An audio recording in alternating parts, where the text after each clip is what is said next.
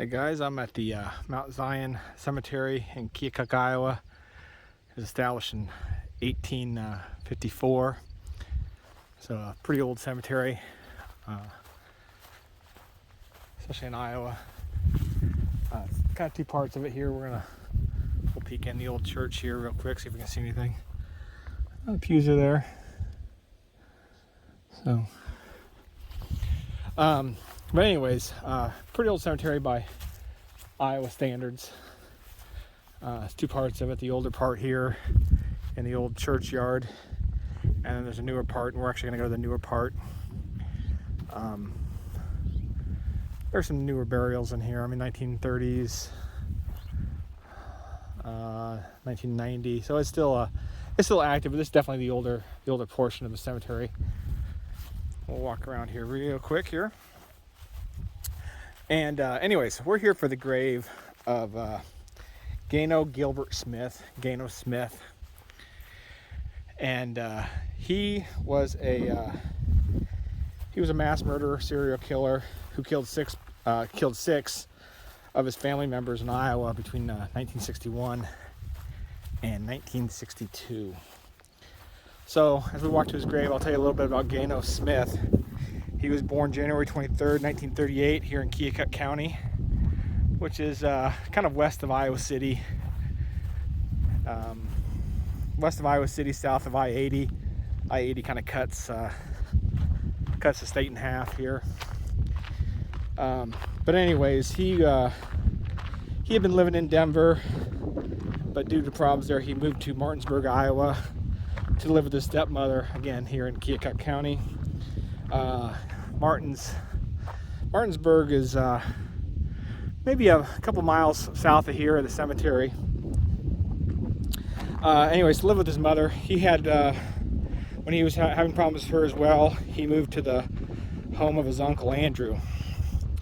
So about the murders, he on May 27th, 1962, Smith murdered Andrew McBeth, 51, and his wife Dora McBeth, 41, and their 3 children.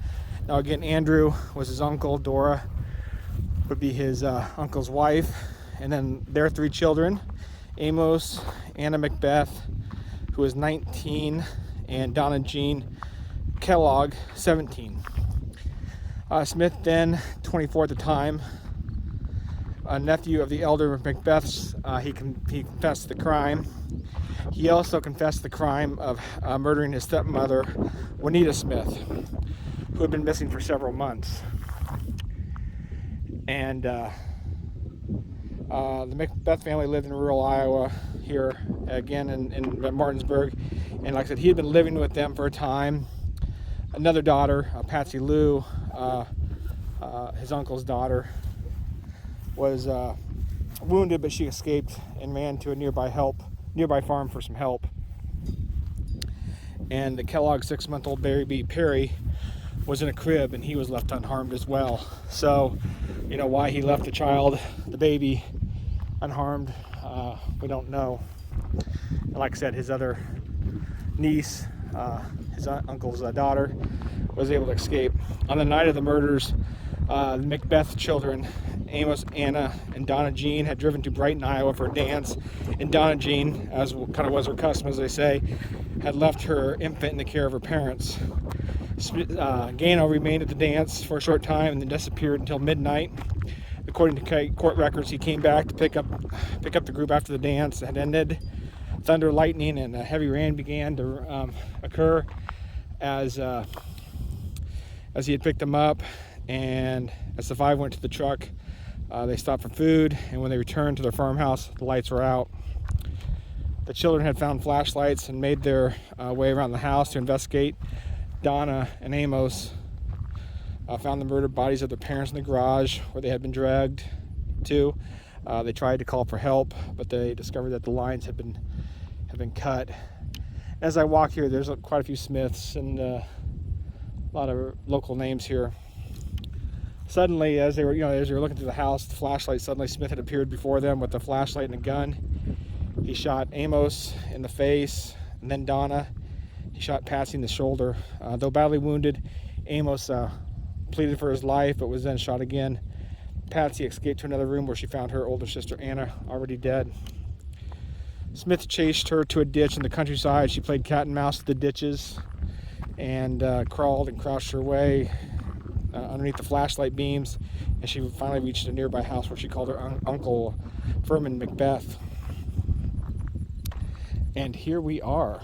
That was pretty quick. Grave of Gayno Smith, murderer and serial killer of 5, all family members. We'll do a quick walk around, and I'll talk a little bit more about the murders. Very recent passing. I'm not sure if these are family members where he's buried close to. This is quite the arrangement there. Let's see who that is. And like I said, I'll set the camera down here and we'll talk about the rest of it. Pilcher, Lloyd, and Irma. All right, we'll set the camera down here for a second. And we'll talk a little bit more about Gayno Smith here.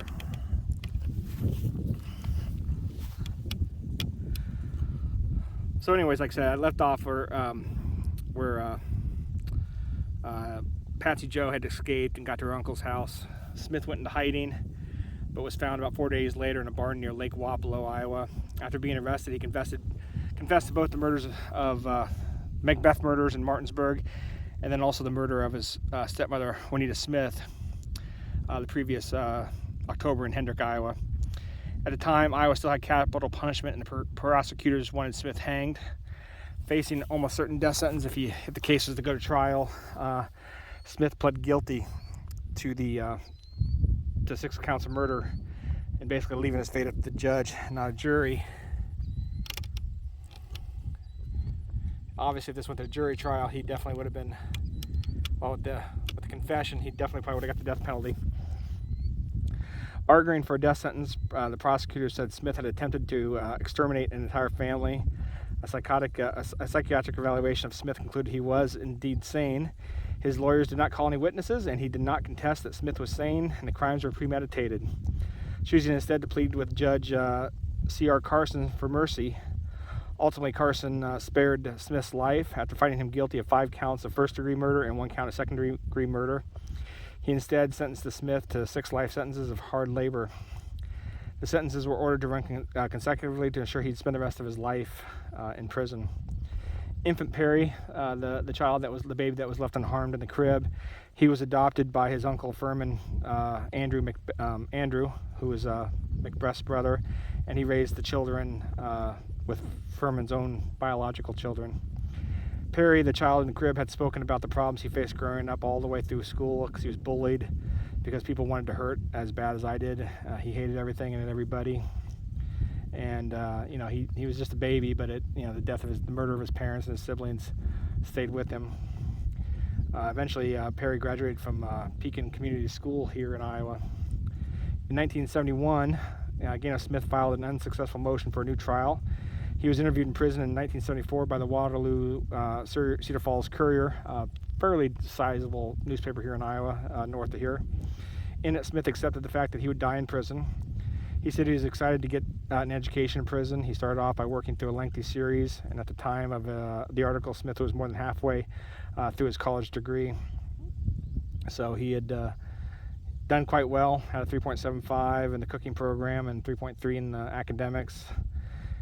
Smith had said he had hoped to work with juvenile delinquents and try to help them steer themselves in the right direction. Smith also talked about trying to make a lot of changes in the prison system, and he wrote a lot of letters talking about how the prison systems were inhumane. Taking a young man from society who fails and then put him in a situation where he has no chance of success to rehabilitate himself. Ultimately, Gayno Smith, he like I said, he had a life sentence, so he died in prison of heart problems on May 16th, 2005, and he had been transferred to a hospital shortly before his death in Iowa City. That's where they had the medical center for state prisoners. His body was cremated, and he is buried here in Mount Zion Cemetery next to an unmarked plot, I guess, of his mother. So I'm assuming his mother is his actual mother, not his stepmother. Sorry, his actual mother, Ada Marie Ellis. So not his stepmother, but his mother. right beside him here. After hearing of Smith's death, young Perry, the little baby, said he wished he'd been hanged. I'm glad he's dead, he said. It was the best day of my life, and I hope he burns in hell. So, obviously, he took the lives of 5 people in Perry's family, and then obviously his stepmother. Definitely no love for him. But here he is, buried in the Mount Zion Cemetery, north of Martinsburg, Iowa, in Keokuk County. Again, buried right next to his mother. Very simple stone, kind of that slab style. Obviously no flowers on his grave. His mother passed away in 1986, and her inscription says, "Mother of Andy, Gayno, and Ronald." Hard to say what a mother would do with a son that had committed such crimes, but obviously his brothers and sisters, and his mother had a stone that acknowledges Gayno, even though he committed the terrible crimes. So there you go, one of Iowa's mass murderers, serial killers, buried here. Beautiful little country cemetery. Not much around it, but fairly good size for little country cemetery sizes. The grave of Gayno Gilbert Smith, 1938 to 2005. Thanks, guys.